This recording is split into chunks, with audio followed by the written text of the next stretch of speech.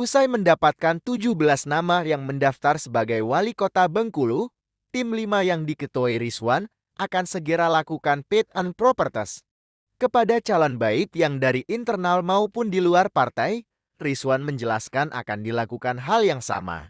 Mulai dari melihat rekam jejak hingga ketangkasan dalam materi beda kota Bengkulu. Mereka juga diberikan waktu 3 bulan untuk menarik simpati masyarakat.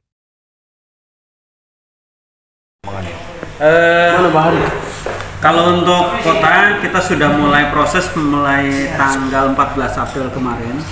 Jadi kita yang kota itu sudah menyeleksi dokumen yang masuk, tahap menyeleksi dokumennya. Ya, betul. Nah, sebentar lagi kita akan melakukan fit and proper test, mengundang seluruh yang sudah terdaftar berjumlah 17 orang. Hari ini dan kemarin itu kami sebenarnya didatangi dan dihubungi oleh warga yang menginginkan kalau bisa dipertimbangkan untuk dibuka kembali pendaftaran calon wali kota dan wakil wali kota Bengkulu. Jadi ternyata mereka menaruh harapan besar terhadap PAN.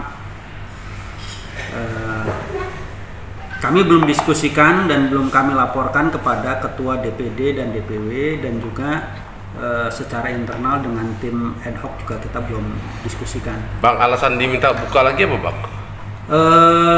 Itu sebenarnya keinginan dari warga sebenarnya, bukan kita. Kalau kami kan hanya menjalankan perintah partai. Jadi warga itu mungkin mereka punya kandidat lain, menginginkan yang kemarin belum sempat masuk, mungkin melihat dari 17 ini ada yang ingin dilengkapi atau mereka merasa ada yang lebih sempurna dari itu. Nah, itu sebagai salah satu pertimbangan dari kami. Ya, berarti 17 ini dianggap tidak relevan Bang ya? Sangat relevan, cuma barangkali mereka ada penambahan. Ini kan aspirasi dari warga sebenarnya, dan kita sudah menyatakan bahwa 17 orang yang mendaftar ini juga punya kualitas yang luar biasa. Bang, artinya ada kemungkinan dibuka kembali Bang kalau ada kemungkinan itu, tapi kita belum menyatakan bahwa ini dibuka atau tidak karena kita belum mengadakan rapat di internal dan kita belum melaporkannya. Siapa kira-kira pasangan calon yang bakal dimasukkan Bang oleh warga Bang?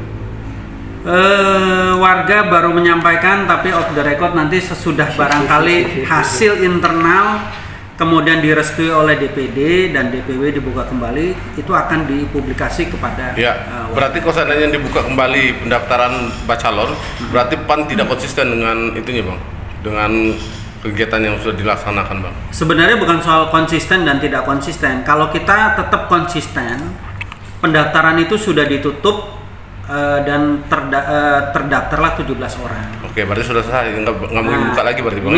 Ini dalam itu selesai dulu di situ. Kita juga sudah mulai proses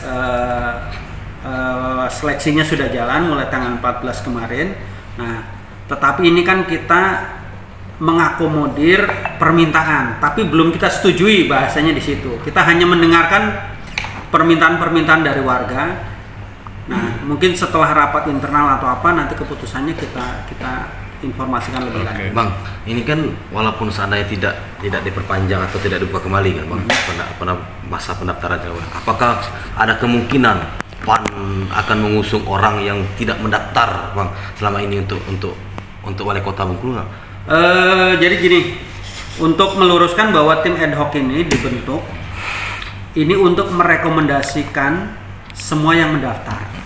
Nah, semua yang mendaftar kita akan rekomendasikan berdasarkan peringkat. Mereka akan melakukan banyak tes dan juga akan kita jejak rekam mereka akan kita telusuri, dan hasilnya kita akan rekomendasikan kepada ketua DPW dan DPP. Nah, yang menentukan itu adalah DPW dan DPP. Kita hanya tim ad hoc membantu menyeleksi mereka. Kemudian nanti direkomendasikan yang sudah mendaftar atau tidak mendaftar pun itu adalah kewenangan DPW dan DPP. Gitu. Jadi bukan kewenangan kita mendiskualifikasi calon-calon yang mendaftar.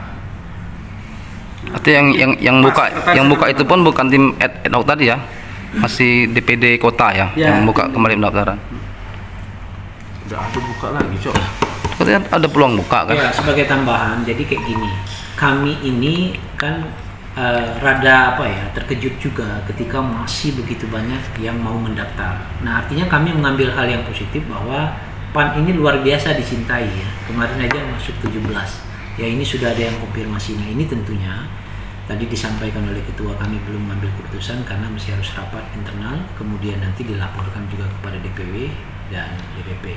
Nah, berkenaan yang sudah ada ini kan sudah hampir masa persiapan untuk fit and proper test ya. Jadi kita nanti akan melakukan tahapan-tahapan itu, yang mana di dalam statement kami sudah kami sampaikan bahwa materi-materi yang akan disampaikan nanti salah satunya itu adalah bedah APBD Kota Bengkulu. Nah, jadi dalam kesempatan ini juga kita minta kepada calon ya, itu benar-benar untuk itu tidak apa-apa, misalnya berdiskusi ya, memahami dalam konteks kota ini, sehingga nanti ketika di dalam kita melakukan wawancara, diskusi ya, itu menemukan satu penilaian-penilaian yang objektif. Nah, tadi dikatakan bahwa kami ini memberi ruang ya kepada DPP untuk memilih dari yang sudah kita rekomendasikan. Nah, kita rekomendasikan tadi dipertegas tidak dalam artian mendelek. Ya, semakin banyak itu penilaiannya dari 5 kemudian semakin bagus nih untuk caleg ya, untuk yang mendaftar ya. Nah, harapan kita itu menjadi ruang yang memang nanti kita akan mencari yang terbaik gitu ya. Karena sebagai informasi kan kita dapat informasi pendaftaran itu di tanggal 27-29 Agustus 2024 ya. Partai sudah harus menyerahkan kepada KPU. Oleh karenanya ya bisa saja 1 bulan atau 15 hari sebelum itu sudah final, kita sudah punya pasangan calon kayak gitu. Selain yang bedah APBD, apa sih yang harus dipenuhi oleh kandidat yang tadi Bang, yang 17 orang tadi? Kami men-tracking soal keterpilihan ya, tingkat popularitas dan elektabilitas, dan itu dari survei yang sudah ada. Nanti kami akan juga melihat sejauh mana, karena apa, kita ini tidak mau hal yang coba-coba ya, misalnya menganggap sesuatu hal yang yang remeh, tidak. Setiap calon balon itu kita mau, semangatnya adalah semangat yang luar biasa untuk membangun Kota Bengkulu, dan itu tentunya harus ada bekal ya.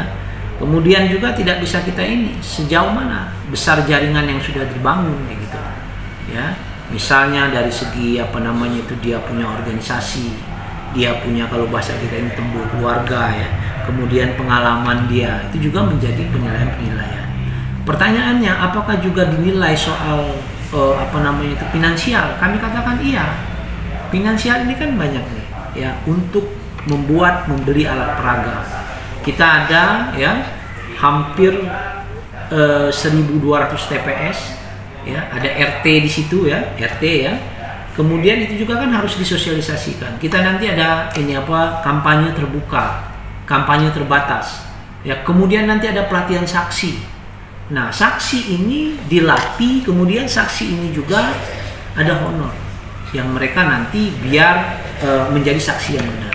Kemudian juga nanti harus juga kita siapkan ya finansial itu untuk persiapan kalau ada gugatan di Mahkamah Konstitusi.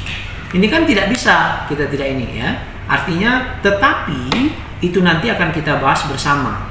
Ya, tidak boleh itu menjadi ruang yang momok menakutkan, tidak. Ya, ini kan untuk perjuangan kayak gitu ya. Nah, tentunya banyak lagi yang memang harus kita nilai nanti kayak gitu. Dari 17 nama tadi, berapa nama yang akan disetor ke DPP itu? Semua ya. Semua yang mendaftar. Ya. Sifatnya bahwa tadi disampaikan oleh ketua, kita tidak mendelete, tapi kita memberikan rekomendasi berdasarkan penilaian ya, mulai dari tahap pendaftaran ya sampai dengan tes dan survei nanti, itulah menjadi bahannya ya kan. Nah, artinya kita menginginkan juga ya para kandidat ini ayo yang punya kemampuan, kerahkan kemampuannya sehingga catatannya menjadi catatan yang utuh, yang banyak, dan menjadi pertimbangan gitu. Yang terpantau di masyarakat ini yang baru masang baliho ini hanya 2, Kopli dengan Bang Deddy Wahyudi. Ya. Itu gimana peluangnya Bang? Tidak apa-apa, kita kemarin waktu pendaftaran kita sudah kita sampaikan bahwa silakan, karena survei ini tetap berjalan baik internal eksternal ya. Kita dengar juga LSI itu sudah mulai melakukan survei, artinya kita meminta juga mereka untuk melakukan itu ya, pemasangan itu bagus, dan itu ya juga harus ini kami sampaikan dari tim 7 merupakan bagian dari penilaian ya, tidak boleh tidak semangat, intinya mau membangun daerah ini dengan semangat. Informasi untuk survei Kopri tinggi bang. Kenapa tuh? Survei Kopri tinggi. Ya sementara itu kami rahasiakan ya, karena permintaan oleh Pak Ketua dirahasiakan ya, gunanya dirahasiakan bahwa nanti itu hanya domain dari DPP DPW untuk menilai nanti ya. Dan kopi harus ibu untuk belanja dulu ini.